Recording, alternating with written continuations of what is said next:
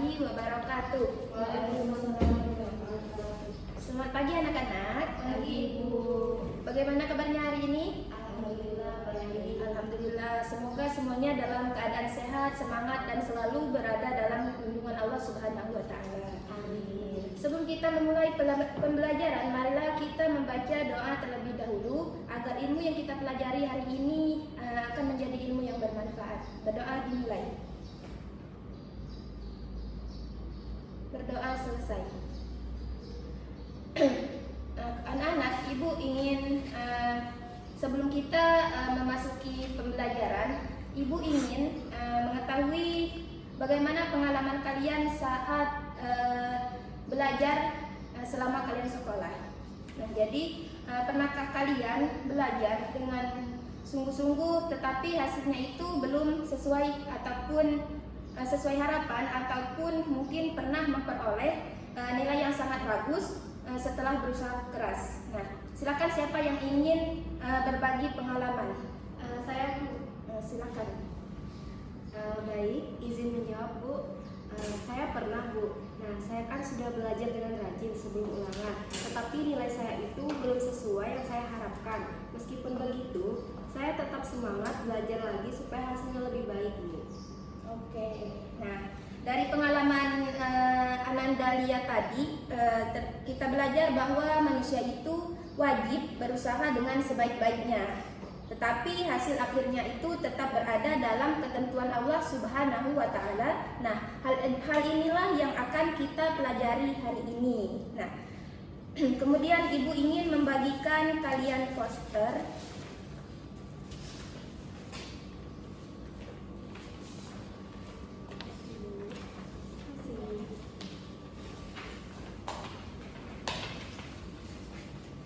Nah, di poster itu kalian lihat, hari ini kita itu akan mempelajari tentang apa saja.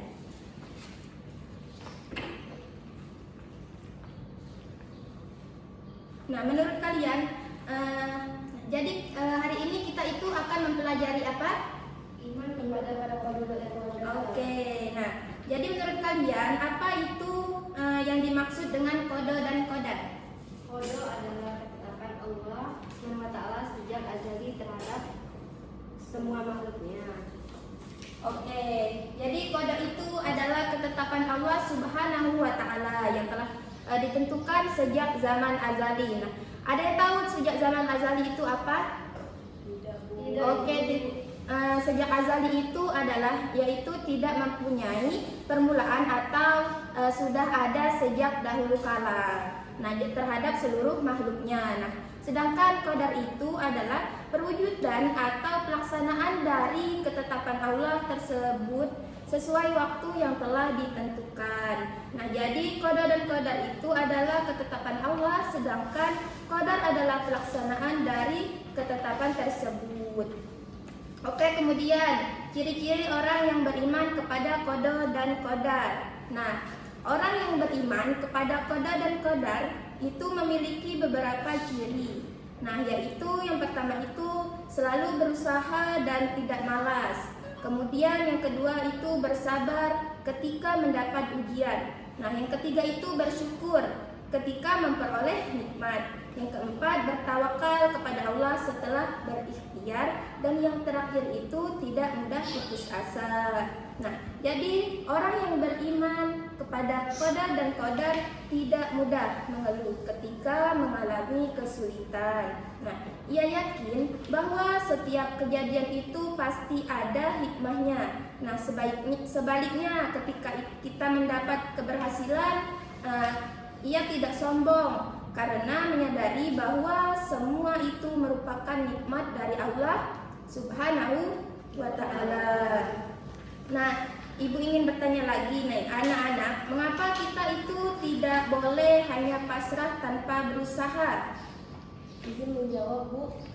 Karena Allah itu menyuruh kita berikhtiar. Kita harus belajar, bekerja, dan juga berdoa dulu. Nah, baru setelah kita menyerahkan hasilnya kepada Allah Subhanahu wa taala. Oke, betul sekali. Karena Allah itu memerintahkan kita untuk berikhtiar terlebih dahulu. Kemudian perilaku orang yang beriman kepada qada dan qadar. Nah, contohnya itu yang pertama belajar dengan sungguh-sungguh sebelum ujian. Kemudian tetap menerima hasil ujian dengan lapang dada. Kemudian tidak menyalahkan orang lain ketika gagal. Kemudian kita terus memperbaiki diri dan selalu bersyukur atas nikmat Allah. Nah, misalnya saat mengikuti lomba kita itu harus berlatih dengan sungguh-sungguh. Karena kalau menang kita bersyukur, kalau belum menang kita tidak marah atau menyalahkan orang lain. Tetapi kita itu harus berlatih agar lebih baik lagi. Oke, kemudian hikmah beriman kepada qada dan qadar. Nah, apa manfaat jika kita benar-benar beriman kepada qada dan qadar? Nah, diantaranya itu yang pertama hati menjadi tenang, yang kedua itu tidak mudah putus asa, yang ketiga menjadi pribadi yang sabar, kemudian selalu bersyukur, yang kelima semakin dekat kepada Allah Subhanahu wa Ta'ala, dan yang terakhir kita memiliki semangat untuk terus berusaha. Nah, dengan beriman kepada qada dan qadar, hidup kita menjadi lebih tenang, kita tidak mudah iri kepada orang lain, tidak mudah putus asa ketika gagal. Kita yakin bahwa Allah selalu memberikan yang terbaik untuk hambanya. Sekarang ibu mempunyai studi kasus yang dimana seorang siswa itu sudah belajar setiap hari untuk menghadapi ujian. Namun ketika hasil ujian itu keluar nilainya belum memuaskan. Nah, menurut kalian bagaimana sikap yang harus seharusnya dilakukan? Siapa yang ingin menjawabnya? Saya, Bu. Oke. Nah, ketika saya sudah belajar tiap hari untuk menghadapi ujian, tapi ketika hasil ujian keluar nilainya belum memuaskan, sikap yang saya lakukan ialah saya akan tetap sabar dan juga tidak putus asa. Lalu saya akan menerima hasil ujian dengan ikhlas dan juga belajar lebih giat lagi agar nilainya lebih baik. Lalu setelah berusaha, saya bertawakal kepada Allah Subhanahu wa Ta'ala dan juga saya percaya bahwa Allah Subhanahu wa Ta'ala akan memberikan yang terbaik untuk saya. Mungkin sekian, Bu. Betul sekali. Nah, sikap yang tepat itu adalah menerima hasil tersebut. Nah, dengan sabar dan melakukan evaluasi, tetap semangat belajar dan bertawakal kepada Allah tanpa menyalahkan takdir. Nah, jadi anak-anak, inti dari iman kepada qada dan qadar adalah kita harus selalu berikhtiar, berdoa, bertawakal, bersabar, dan bersyukur. Nah, itulah sikap yang harus kita miliki oleh setiap muslim dalam menjalani kehidupan sehari-hari. Oke, sekarang ibu ingin kalian berdiskusi. Sekarang kalian membentuk beberapa kelompok. Ini ibu bagikan pertanyaannya.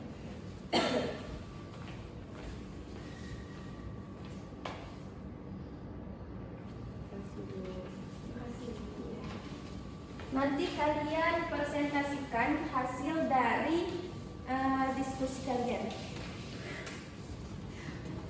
Silakan untuk kelompok 1 untuk mempresentasikan hasil diskusinya.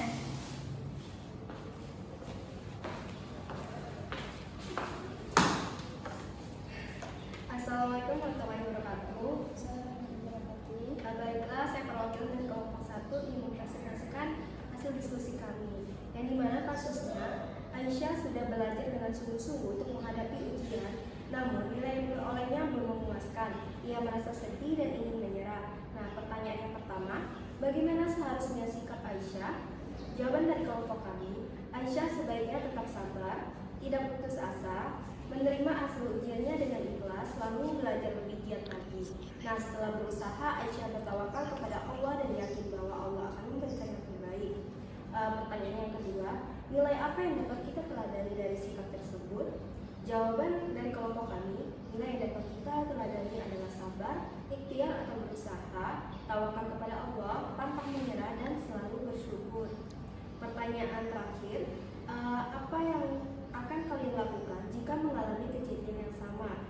Jawaban dari kelompok kami, jika saya mengalami hal yang sama, saya tidak akan menyerah. Nah, saya akan belajar lebih rajin, memperbaiki kesalahan, berdoa kepada Allah, dan tetap yakin bahwa usaha yang sungguh-sungguh akan memberikan hasil yang lebih baik di kemudian hari.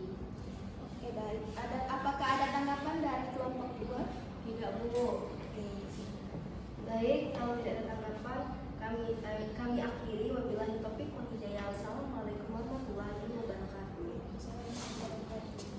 Baiklah, terakhir untuk kelompok 2 silahkan ke depan untuk mempresentasikan hasil diskusinya.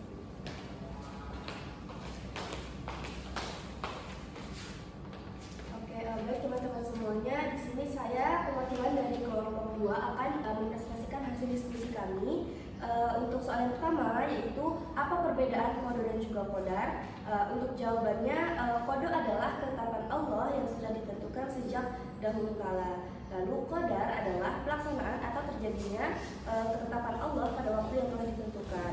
Contohnya, Allah sudah menetapkan bahwa seseorang akan lahir pada tanggal tertentu. Nah, ketika orang itu benar-benar lahir pada tanggal tersebut, nah itulah kodar. Lalu untuk soal kedua, bagaimana cara menerapkan iman kepada kodo dan juga kodar dalam kehidupan sehari-hari? Jawabannya yaitu belajar dengan rajin sebelum ujian, lalu berdoa kepada Allah, berusaha dengan sungguh-sungguh, lanjut bersabar jika mengalami kegagalan, bersyukur jika mendapatkan keberhasilan, dan juga bertawakal kepada Allah setelah berusaha. Untuk soal nomor 3 yaitu apa hikmah beriman kepada kodo dan juga kodar. Jawabannya itu hati menjadi tenang, lalu tidak mudah putus asa, selalu bersyukur kepada Allah, menjadi lebih sabar saat menghadapi cobaan, dan semakin semangat untuk berusaha dan juga berdoa. Oke, apakah ada tanggapan dari kelompok 1? Tidak ada dulu. Oke, baik. Karena tidak ada tanggapan, saya tutup. Wabillahi taufiq wal hidayah. Wassalamualaikum warahmatullahi wabarakatuh. Nah, jadi sebelum kita akhiri pembelajaran kita pada hari ini, mari Ibu ingin hari ini kita telah belajar bahwa kodo adalah ketetapan Allah, sedangkan kodar itu adalah pelaksanaan dari ketetapan tersebut.